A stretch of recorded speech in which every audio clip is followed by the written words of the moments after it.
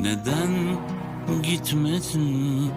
Sana rağmen kanla doldu ellerim. Neden silmedin?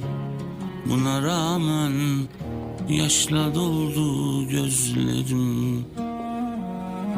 Var göğsümde birkaç delik, kurşun oldu sözlerim. Ve yangınlar yüreğimde, sana rağmen ölmedim.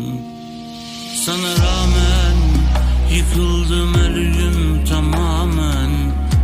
Görsem her gün özlerim. Kapından geçsem var mıdır müsaaden?